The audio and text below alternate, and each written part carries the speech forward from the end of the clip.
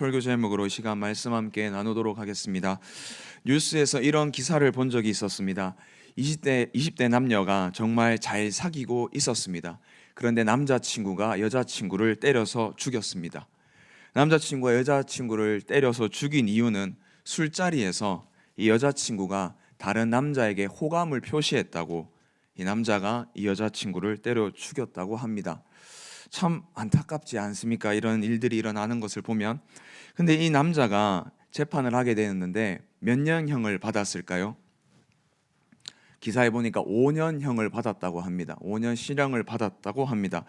우리 성도님들 마음속에 5년형을 받았다고 하면 많이 받았다라고 말씀하시는 분도 있을 테고 너무했다라고 생각하시는 분도 있을 수 있을 것 같습니다.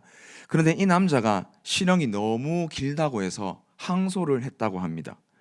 그리고 6개월 뒤에 재판이 다시 열렸고 이 남자는 집행유예를 받았다고 합니다. 이유는 음주 중에 있었으며 우발적 범죄이며 여자친구를 정말 사랑하는 문자를 보니까 이 남자는 그럴 사람이 아니었는데 우발적과 술김에 했다라고 말해서 이 사람이 집행유예를 받았다고 합니다. 참 이 남자 뻔뻔하지 않습니까? 이 재판에서 남자를 실형시키고자 증거를 조작하거나 거짓 증인을 내세웠다면 항소할 만합니다. 그런데 그런 것 전혀 없이 자신이 잘못한 것밖에 없는데 자신이 당한 벌이 너무나 가중하다고 항소를 하여서 결국 집행유예까지 받았습니다. 성도님들, 제가 지금 재판을 이야기하는 것은 재판이라면 재판 과정에서 공정해야 하며 거짓이 없어야 하는 것이 재판입니다. 공정하고 정의롭고 올바르게 재판을 해도 피의자는 자신이 당한 벌을 중한 벌로 여기며 변호사를 선임하고 변호를 합니다. 하물며 재판이 공정하지도 못하고 거짓 증인들과 거짓 증거들이 있는 재판이라면 피의자는 억울해서 자신을 변호하고 변호사를 선임하는 것이 당연합니다. 그런데 오늘 본문에서 예수님의 재판 과정에서는 예수님은 아무 말씀이 없으십니다. 빌라도의 재판을 통해서 사형 판결을 받으십니다. 그런데 이 판결 앞에서 예수님은 아무 말씀이 없습니다. 왜일까요? 왜 예수님은 아무 말씀을 하지 않으실까요? 이 재판 과정이 너무나 공정하고 너무나 정의로워서 아무 말씀을 하지 않는 것일까요? 우리 다 아시는 것처럼 그렇지 않습니다. 예수님이 받은 사형 판결은 재판의 과정에서 거짓투성이었습니다. 오늘 본문에 보면 예수님을 사형 판결을 내리는 세 부류의 사람들이 있습니다. 첫 번째 사람들은 사내들인 공회입니다. 그리고 두 번째는 빌라도입니다. 그리고 세 번째는 유대 군중들입니다. 이 세 부류의 사람들은 왜 예수님을 사형 판결을 내리게 한 걸까요? 먼저 사내들인을 살펴보도록 하겠습니다. 사내들인 공회는 유대인들의 의결 기관입니다. 사내들인 공회는 대제사장이 의장이 되고 사두개인들, 바리새인들, 서기관들, 장로들 이렇게 70인의 대표가 되어서 종교적, 정치적 자치기관을 하는 곳이 사내들인 공회입니다. 이 사내들인 공회의 특징이 있습니다. 그 특징은 뭐냐면 모든 안건은 만장일치로만 통과가 됩니다. 모든 안건은 만장일치가 되어야 됩니다. 그런데 여기서 사두개인과 바리새인은 사이가 별로 좋지 않습니다. 그래서 요한복음을 읽어보면 예수님이 먼저 사두개인에게 막 뭐라고 하십니다. 그러자 바리새인이 예수님이 사두개인의 적인가 보다라고 생각해서 바리새인이 예수님께 접근했습니다. 그러자 예수님은 바리새인에게 독사의 자식들아라고 독소를 날리셨습니다. 이처럼 바리새인들과 서기관들은 사이가 별로 좋지 않습니다. 우리나라 국회와 비슷합니다. 우리나라 국회도 여당, 야당 나눠 있지 않습니까? 그리고 우리나라 국회가 만약에 만장일치로 안건이 통과된다고 하면 잘 되지 않겠죠. 그것처럼 사두개인은 여당이며 바리새인은 야당입니다. 이 여당과 야당이 만장일치로 안건을 통과하는 것이 쉽겠습니까? 어렵습니다. 사내들인 공회는 한 안건이 통과되는 것이 굉장히 어렵습니다. 예수님은 빌라도에게 사형 판결을 받기 전에 사내들인 공회 재판에서 먼저 사형 판결을 받으십니다. 사두개인들과 바리새인들이 하나가 되어 만장일치로 예수님에게 사형 판결을 내렸다는 것입니다. 이 사내들인 공회가 왜 이렇게 예수님을 죽이려고 했을까요? 그것은 예수님을 시기했기 때문입니다. 오늘 본문 27장 18절에 보면 이는 그가 그들의 시기로 예수를 넘겨준 줄 알미더라 라고 말씀하고 있습니다. 여기서 그가는 빌라도입니다. 여기서 그들은 사내들인 공회입니다. 사내들인 공회는 예수님을 시기했습니다. 시기하였기 때문에 예수님을 빌라도에게 넘겨 주었습니다. 예수님께서 죄가 있어서가 아니라 예수님을 시기했기 때문입니다. 유대인들이 무리를 지어서 예수님을 따라다니는 것을 보고 자신들이 가지고 있는 종교적, 정치적 기득권이 위태롭게 됨을 보았습니다. 특별히 지금 예수님의 사형 판결을 받는 시기는 유월절입니다. 이 유월절에는 많은 유대인들이 예루살렘으로 모여듭니다. 디아스포라라는 유대인들도, 각기 흩어졌던 유대인들도 다 예루살렘에 모여듭니다. 이 상황에서 예수님은 예루살렘 성전에서 바리새인들과 서기관들에게 논쟁을 붙으셨습니다. 그 장면이 마태복음 22장에서 25장까지의 말씀입니다. 이 바리새인들과 사두개인이 어떻게 하면 예수님을 넘어뜨릴까라고 생각했습니다. 그래서 질문을 많이 하고 논쟁을 펼쳤습니다. 이때에 바리새인과 서기관들은 예수님께 처참하게 패배했습니다. 이를 많은 유대인들 무리들이 보았습니다. 그러니 이들의 종교적, 정치적 기반이 흔들리고 있었습니다. 그렇기 때문에 예수님을 시기하였고 결국 자기들의 기득권을 유지하기 위해서 예수님을 사형 판결을 내렸고 지금 빌라도에까지 데려갔습니다. 마태복음 26장 57절에서 68절을 보면 예수님은 산헤드린 공회에서 먼저 재판을 받으십니다. 이때 재판을 보면 거짓 투성입니다. 예수님을 죽이려고 거짓 증인을 내세우고 거짓 증거를 가지고 옵니다. 또한 이 재판 자체가 거짓입니다. 왜냐하면 산헤드린 공회는 밤에 열리지 않습니다. 밤에 열리면 불법입니다. 또한 산헤드린 공회는 대제사장 집에서 하지 않습니다. 그런데 예수님의 재판은 대제사장 집에서 했습니다. 또한 산헤드린 공회는 하루 만에 사형 판결을 내릴 수 없습니다. 그런데 예수님에게는 하루 만에 사형 판결을 내렸습니다. 그들이 가지고 있는 기득권을 위협하는 예수님을 시기했기 때문에 이들은 하루 만에 예수님을 사형 판결을 내렸습니다. 이 거짓 투성이 재판에서 예수님은 아무 말씀을 하지 않으십니다. 그저 침묵하십니다. 마태복음 26장 62절에서 63절에 보면 대제사장이 일어서서 예수께 묻되 아무 대답이 없느냐, 이 사람들이 너를 치는 증거가 어떠하냐 하되 예수께서 침묵하시거늘 대제사장이 이르되 내가 너로 살아계신 하나님께 맹세하게 하노니 내가 하나님의 아들 그리스도인지 우리에게 말하라 라고 말씀하고 있습니다. 예수님은 산헤드린 재판이 거짓이지만 침묵하셨습니다. 이 산헤드린 공회는 로마 식민지 아래 있었기 때문에 최종 판결권, 사형 판결 내릴 행정권과 사법권이 없었습니다. 그래서 최종 판결을 내리려고 예수님을 데리고 빌라도에게 찾아갔습니다. 그리고 예수님을 사형 판결을 내린 두 번째 부류 빌라도가 오늘 본문에 등장하게 됩니다. 예수님이 빌라도에게 사형 판결을 받으려고 하는 곳은 예루살렘입니다. 그런데 빌라도는 예루살렘에 거하지 않습니다. 그는 로마 총독으로서 가이사라 빌립보에 관사를 두고 거기서 거합니다. 산헤드린 공회가 가이사라 빌립보까지 예수님을 데리고 갔을까요? 그렇지 않습니다. 아까 설교 소도에 말했듯이 이 당시는 유월절이기 때문에 유대인들이 많이 예루살렘에 올라왔습니다. 그래서 밀란이 일어날까 봐 두려워서 빌라도는 예루살렘에 거주하고 있었습니다. 그렇기 때문에 산헤드린 공회는 바로 예수님을 데리고 빌라도에게 갈 수가 있었습니다.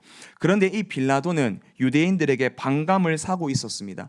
성경에는 정확하게 나와 있지 않지만 요세푸스의 문헌에 보면 빌라도는 예루살렘 성전에서 유대인들을 학살했다고 나와 있습니다. 이것은 성경에서 정확하게 기록은 하고 있지 않지만 누가복음 13장 1절에 보면 이런 말씀이 있습니다. 그때 마침 두어 사람이 와서 빌라도가 어떤 갈릴리 사람들의 피를 그들의 제물에 섞은 일로 예수께 아뢰니라는 말씀이 있습니다. 이 구절로 보아 정확하게는 아니지만 요세푸스의 문헌처럼 유대인들을 학살한 사람이 빌라도임을 우리는 짐작할 수 있습니다. 그러므로 이 빌라도는 유대인들에게 그렇게 좋은 사람이 아니었습니다. 유대인들에게 반감을 가지고 있는 사람이었습니다. 이 빌라도가 예수님께 사형 판결을 내렸습니다. 그런데 이 빌라도는 예수님이 죄가 없음을 알았습니다. 산헤드린 공회가 예수님을 자신에게 데리고 온 이유를 죄가 있어서가 아니라 시기했기 때문에 데리고 온 것을 알고 있었습니다. 그래서 이 빌라도는 예수님을 살려주고자 하는 모습이 오늘 본문에서 보입니다. 처음 빌라도는 산헤드린에서 예수님을 고발하는 내용을 예수님께 말했습니다. 그런데 우리 예수님은 또 침묵하셨습니다. 그러자 빌라도가 크게 놀랍니다. 오늘 본문 14절에 보면 한마디도 대답하지 아니하시니 총독이 크게 놀라워하더라 라고 말씀합니다. 빌라도는 정말 많은 재판을 했을 것입니다. 로마 총독으로서 많은 재판을 했는데 자신의 억울함도 말하지 않고 자신을 변호하지도 않는 사람은 예수님이 처음이었을 것입니다. 거짓 증거와 거짓 증언이라서 예수님은 아무 죄가 없는데도 예수님은 아무 말씀을 없으신 것을 보고 빌라도는 크게 놀라워했습니다.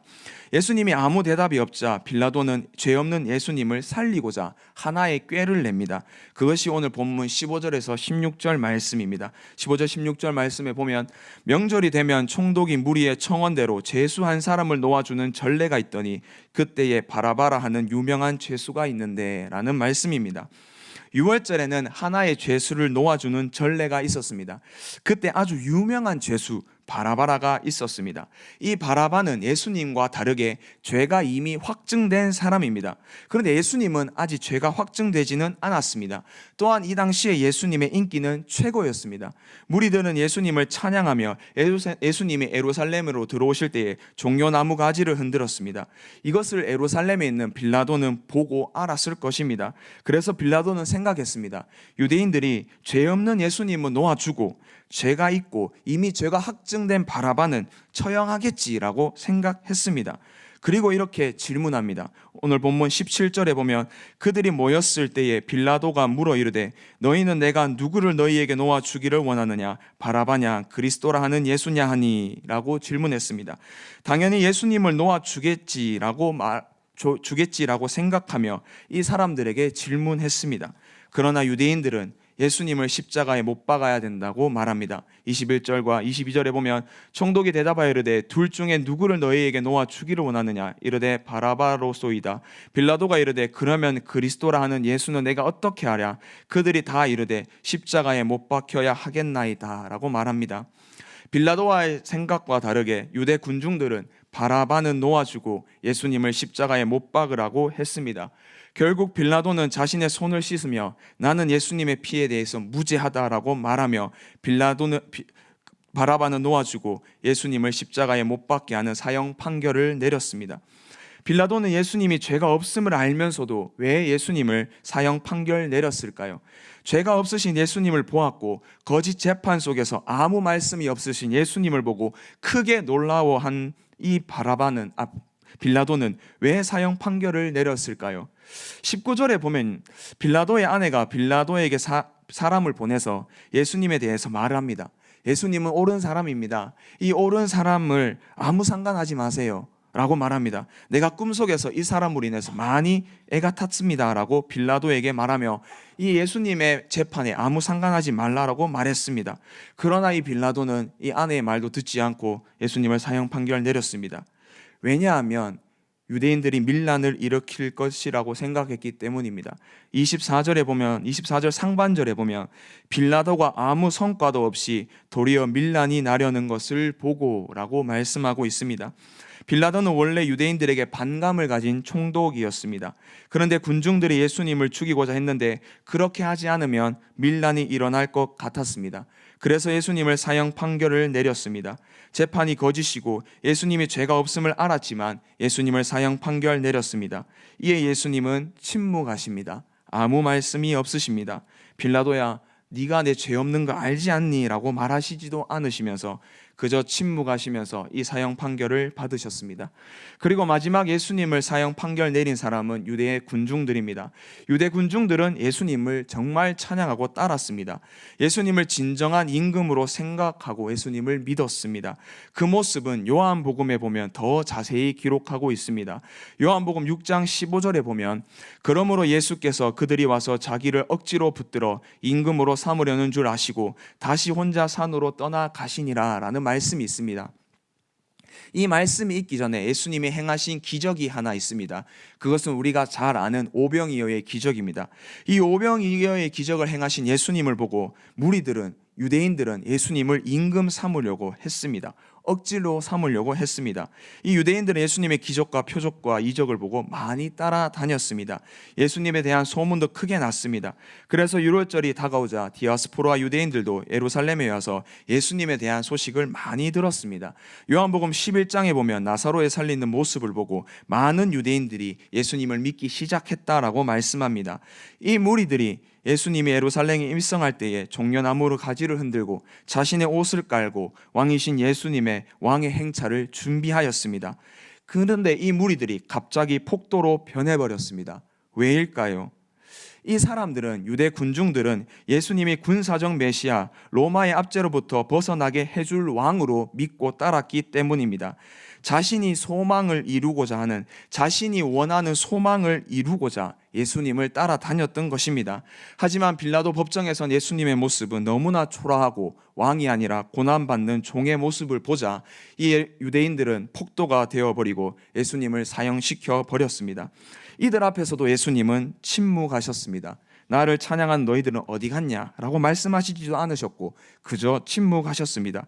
이 예수님을 죽인 이 세 부류의 사람들이 예수님을 사형 판결 내렸습니다. 각자만의 이유가 있었지만 근본적인 이유는 자신이 소유한 기득권과 자신이 바라는 소망 때문이었습니다.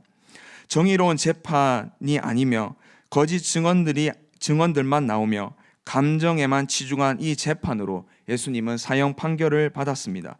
그런데 예수님은 이 재판 속에서도 계속 침묵을 하십니다. 왜 그러셨을까요? 그런데 오늘 본문에 보면 예수님이 딱 한마디를 하십니다. 그 본문이 오늘 본문 27장 11절입니다. 우리 11절 다 함께 읽어보도록 하겠습니다. 예수께서 총독 앞에 섰음에 총독이 물어 이르되 내가 유대인의 왕이냐? 예수께서 대답하시되 내 말이 옳도다 하시고. 아멘. 예수님은 단 한마디의 말씀을 하셨습니다. 그것은 바로 내가 옳도다라는 말씀입니다. 빌라도는 예수님께 먼저 질문했습니다. 네가 유대인의 왕이냐라고 질문했습니다. 산헤드린 공회가 예수님의 제목을 유대인의 왕이라고 정하여서 고소했음을 알 수가 있습니다. 유대인의 왕으로 고소를 하면 로마 총독인 빌라도가 로마 법으로 십자가에 못 박을 수 있는 죄목입니다. 그래서 예수님을 유대인의 왕으로서 죄목을 달아서 올렸습니다. 그러면 예수님은 일관성 있게 침묵하시면 되지 않겠습니까? 유대인의 왕이냐라고 말씀에 그냥 침묵하시면 되는데 예수님이 이상하게 이 질문에만 네 말이 옳도다라고 대답하셨습니다. 예수님은 빌라도의 신문에서 유대인의 왕이냐라는 이 질문에만 응답하시고 말씀하셨습니다. 왜일까요? 예수님은 유대인의 왕으로서 메시아로서 이 땅에 오셨기 때문입니다. 메시아 그리스도가 와서 죽으셔야 했기 때문에 유대인의 왕이냐라는 이 질문 앞에서 예수님은 네 말이 옳도다라고 대답하셨습니다. 거짓 증언에도 침묵하고 있지만 본인이 가셔야 하는 메시아의 길, 그리스도의 길에서는 응답하셨고 그 길을 걸어가고 계십니다. 이 모습은 마태복음 26장에 산헤드린 공회 앞에서 재판을 받으실 때도 똑같이 나옵니다. 산헤드린 공회는 예수님에 대해서 거짓 증언으로 재판했습니다. 거짓 증언이 나왔지만 예수님은 아무 말씀을 하지 않으십니다. 하지만 내가 하나님의 아들 그리스도인지 우리에게 말하라라는 이 대제사장의 질문에서는 예수님은 침묵을 깨셨습니다. 마태복음 26장 64절 우리 다 함께 읽어보도록 하겠습니다. 예수께서 이르시되 내가 말하였느니라. 그러나 내가 너희에게 이르노니 이후에 인자가 권능의 우편에 앉아 있는 것과 하늘 구름 타고 오는 것을 너희가 보리라 하시니. 아멘. 예수님은 자신이 하나님의 아들임을 분명히 말씀하셨습니다. 모든 거짓 증언에는 침묵하셨지만 신성모독죄로 죽을 수 있는 하나님의 아들 메시아 구원자임에는 분명하게 말씀을 하셨습니다. 십자가에 죽으셔서 우리를 구원하기 위해서입니다. 거짓 진술과 부정부패와 배신 앞에서는 침묵하셨습니다. 그러나 자신이 죽어야 할 길, 그 십자가의 길 앞에서는 침묵을 깨셨습니다. 내가 하나님의 아들이다, 메시아다, 구원자다라고 말씀하셨습니다. 구원자로 죽기 위해 이 땅에 오셨기 때문입니다. 사랑하는 성도님들, 예수님은 이런 불법 재판 속에 침묵하셨지만 본인이 가셔야 할 길에서는 당당하게 그 길을 걸어가셨습니다. 자신을 죽이려고 거짓 증언하고 선동하는 사람들을 위해서 예수님은 십자가의 길을 걸어가셨습니다. 침묵하시는 것 같지만 침묵이 아니라 예수님은 사명의 길을 걸어가셨습니다. 나는 예수님께 사형 판결 내린 이 세 부류의 사람들 중에 하나는 아닐까요? 사내들인 공회는 자신이 가지고 있는 기득권과 가지고 있는 이권과 자신이 버리지 못한 자아 때문에 예수님을 죽였습니다. 우리는 그렇지 않습니까? 빌라도처럼 자신이 가진 권력이 무너질까 봐 사람들이 무서워서 죄 없는 예수님을 부인하고 예수님을 죽이지는 않으십니까? 혹은 유대인 군중들처럼 예수님이 자신의 소망을 이룰 줄로 알았는데 전혀 다른 예수님의 모습을 보고 실망해서 우리는 예수님을 죽이지는 않았나요? 이처럼 우리는 각기 제 길로 가고 있습니다. 이사야서 53장 6절에 보면 이렇게 말씀하십니다. 우리는 다 양 같아서 그릇 행하여 각기 제 길로 갔거늘 여호와께서는 우리 모두의 죄악을 그에게 담당시키셨도다. 아멘. 우리는 다 양 같아서 그릇 행하여 각기 제 길로 가고 있습니다. 본문에서 사내들인 공회처럼 빌라도처럼 유대 군중들처럼 그릇 행하여 각기 원하는 제 길로 가고 있습니다. 죄악의 길을 가며 예수님을 죽이는 길로 우리는 각기 가고 있습니다. 그러나 여호와께서는 우리의 이 죄악을 메시아이시며 왕이시며 그리스도이시며 하나님의 아들이신 예수님께 담당시키셨습니다. 그리고 하나님 아들이신 예수님은 그 구원의 길을 묵묵히 걸어갔습니다. 이사야서 53장 7절 말씀 우리 다 함께 읽도록 하겠습니다. 그가 곤형을 당하여 괴로울 때에도 그의 입을 열지 아니하였음이며 마치 도수장으로 끌려가는 어린 양과 털 깎는 자 앞에서 잠잠한 양같이 그의 입을 열지 아니하였도다. 아멘. 각 길로 제 길로 가면서 죄짓고 예수님을 모함하고 거짓말하고 예수님을 곤욕에 처하고 하게 하는 이 사람들, 예수님을 책짓질합니다.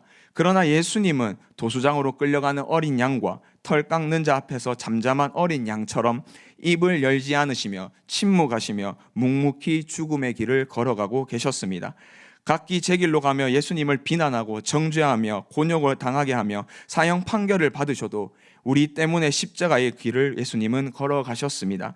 사형 판결의 길에서 자신을 변호하지도 않으셨고 거짓 증언에도 말씀 한마디 하지 않으신 것은 우리를 구원을 하기 위해서입니다. 이 예수님으로 인해서 우리가 구원받은 줄로 믿습니다. 남은 고난주간 불법과 거짓 재판 속에서 침묵하시지만 죽기 위해서 침묵을 깨신 이 예수님을 깊이 묵상하는 저와 성도님들 되기를 주님의 이름으로 축복합니다. 그리고 마지막으로 사형 판결 속에서 침묵하신 예수님에 대하고자 나누고자 하는 것은 침묵을 하시지만 일을 안 하시는 것은 아니라는 것입니다. 우리는 살아가다 보면 내 삶의 고통과 아픔과 어려움이 생길 때가 있습니다. 그러면 하나님께서 바로 나타나셔서 말씀해 주시면 참 좋겠습니다. 그런데 하나님은 잘 그렇게 하지 않으십니다. 어렵고 힘들 때마다 오셔서 사랑스러운 음성으로 힘들지? 내가 너와 함께 한다. 힘내라. 며칠 뒤에 은혜가 있다. 라고 말씀해 주시면 좋겠습니다. 그런데 하나님은 그렇게 빨리 말씀을 안 하십니다. 내가 아무리 기도해도 침묵하시는 것만 같습니다. 코로나 상황을 보면서도 세상 사람들은 말을 합니다. 하나님이 살아계신다면 이 일이 가능하냐? 하나님이 죽은 거 아니냐? 침묵하시면 죽은 것이 아니냐라고 비난을 합니다. 그런 거 보면 정말 하나님이 침묵하시는 걸 보면 하나님이 살아계시지 않는 것도 같습니다. 그러나 우리 성도님의 삶과 제 삶을 가만히 돌아보면 하나님이 내 삶에 역사 안 하셨다고 말하면 제 삶은 부정이 되어버립니다. 그래서 하나님이 안 계시고 침묵하시는 것은 아닌 것 같습니다. 그러면 하나님은 의도적으로 침묵하시는 것 같습니다. 그러면 하나님의 침묵을 우리는 어떻게 바라보아야 할까요? 하나님은 침묵은 하시지만 행동이 없으시는 것이 아니라는 것입니다. 오늘 본문 예수님을 보시기 바랍니다. 예수님은 분명히 침묵하셨습니다. 말씀하지 않으셨습니다. 이 모습을 보고 빌라도도 놀라워합니다. 침묵하시는 예수님이시지만 예수님의 침묵은 일을 이루어 가심을 우리는 볼 수 있습니다. 침묵을 하셨지만 하나님이 예수님께 주신 사명인 십자가의 길을 묵묵히 한 걸음씩 걸어가고 계셨습니다. 침묵하시면서 사명의 길을 행하셨습니다. 침묵은 하셨지만 일은 하셨습니다. 그러나 우리는 생각합니다. 내 삶 속에서 하나님께서 말씀하지 않으시면, 내 지금 고난 속에서 하나님이 당장 도와주시 않으시면 하나님이 나와 함께 있지 않다고, 일을 하지 않는다고 생각합니다. 아닙니다. 하나님은 구원받은 우리를 위해서 일하시기를 좋아하시는 분이십니다. 우리와 정반대십니다. 우리는 어떠합니까? 저는 어떠합니까? 하나님의 사명을 감당한다고 하면서 사명의 길을 가는 것처럼 보이나 일을 많이 하는 것처럼 보이나 말을 더 많이 합니다. 침묵은 전혀 없고 내 권리, 내 자아, 내 억울한 것만 말하면서 정작 사명의 길은 정말 천천히 걸어가고 있습니다. 침묵은 전혀 하지 않습니다. 일은 더 안 합니다. 그러나 우리 하나님은 다릅니다. 침묵하시는 것 같지만 일을 하고 계십니다. 그렇습니다. 하나님은 침묵은 일을 안 하시는 침묵이 아니십니다. 일을 하시는 침묵이십니다. 일을 하고 계십니다. 에레미야서 33장 2절에 보면 이런 말씀이 있습니다. 일을 행하시는 여호와, 그것을 만들며 성취하시는 여호와, 그의 이름을 여호와라 하는 이가 이와 같이 이르시는도다 라는 말씀이 있습니다. 하나님은 일을 행하시는 여호와, 그것을 만들며 성취하시는 여호와입니다. 하나님은 구원받는 자들을 위해서 일하기를 원하십니다. 하나님은 구원받는 자들을 위해서 자기 아들이신 예수 그리스도까지 이 땅에 보내주셨습니다. 하나님의 아들 예수님은 우리를 구원하기 위해 십자가를 지셨습니다. 채찍 맞으시고 뺨을 맞으시고 모욕당하시고 찢기심을 당했습니다. 침묵하시면서 구원의 일을 하셨습니다. 이 일을 하신 분이 지금 내 상황의 고난과 아픔에도 일을 하지 않으시겠습니까? 일을 당연히 하십니다. 비록 내 삶의 말로는 침묵하시는 것 같지만 지금도 내 삶에서 고난과 아픔을 위해서 일하고 계십니다. 침묵하시며 일하시는 예수님을 믿고 내 삶에 하나님의 뜻이 속히 이루어지기를 기도하는 저와 성도님들 되기를 주님의 이름으로 축복합니다. 말씀을 맺겠습니다. 예수님은 이 거짓 재판으로 사형 판결을 받으셨으나 거짓 증언에는 침묵하셨습니다. 그리고 한마디 하신 것이 내가 유대인의 왕이다 라는 말입니다. 우리를 구원하기 위해서 죽으셔야만 했기 때문에 침묵 속에서도 그 침묵을 깨시고 사명의 말씀을 하셨습니다. 예수님은 이 거짓 재판에서 조롱과 비난과 모함과 십자가에서 고난과 핍박과 아픔보다 더 크게 받으시는 것이 있습니다. 그것은 우리를 구원하시는 기쁨입니다. 스바냐서 3장 17절 말씀 우리 다 함께 읽어보도록 하겠습니다. 너의 하나님 여호와가 너의 가운데 계시니 그는 구원을 베푸실 전능자이시라. 그가 너로 말미암아 기쁨을 이기지 못하시며 너를 잠잠히 사랑하시며 너로 말미암아 즐거이 부르며 기뻐하시리라 하리라. 아멘. 예수님은 자신이 우리를 위해서 고난받고 조롱받고 비난받고 모함받아서 얻는 고통의 크기보다 우리가 구원받아 예수님이 얻으시는 기쁨의 크기가 훨씬 큽니다. 우리가 구원받아 얻으시는 기쁨은 재판 속에서 거짓의 억울함과 비난과 배신의 크기를 훨씬 뛰어넘는 놀라운 기쁨입니다. 그만큼 우리가 구원받기를 원하시며 그 구원받은 우리를 너무나 기뻐하십니다. 그래서 이 거짓 재판에서 사형 판결을 받으셔도 묵묵히 십자가의 길을 걸어가셨습니다. 우리는 그런 존재들입니다. 고난주가 마지막 시간에 예수님의 기쁨이 되시는 저와 성도님들 되기를 주님의 이름으로 축복합니다. 기도드리겠습니다.